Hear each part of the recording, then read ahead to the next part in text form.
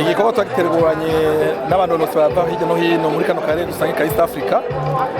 Indinganizo rero twadufise nuko n'intumbe twadufise nuko abantu bahura, urwaruka rugahura, abantu batandukanye bagahura kugira ngo dushobore gukomeza amahoro, dushobore kwihanganirana. Murazi yuko inkino abakinyi abanonosi bari bose ari abantu basaba kwihangana, basaba abantu banaba amahoro, n'abantu bakunda koko guhura n'abandi bakayaga igihugu cyabo.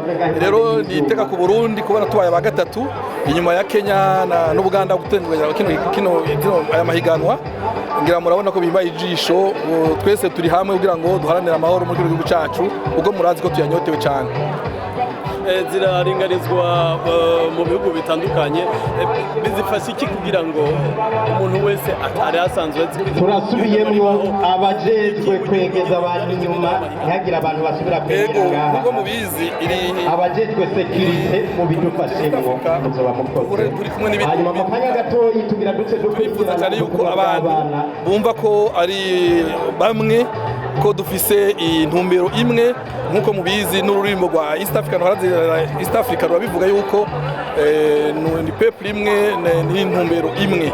Turifuza rero yuko ibindi bihugu bisigaye byo tufatira kwa karorero kugira ngo dukomeze kino civugo cyuko twoba abantu bamwe muri kano karere dusangiye gupfa no gukira muri kano karere. Ubu jambo cyanye message mutekerera abarundi iyo bari hanyuma abarundi ry'amahoro, n'ijambo ryo kubaremesha, n'ijambo ryo kubaha umwizero ko igihugu cyacu kiriko kiramwa amahoro. Murabona yuko twitabwe n'abantu benshi bavuye muri kano karere, mwabonye abazungu, mwabonye abantu benshi bari ngaha.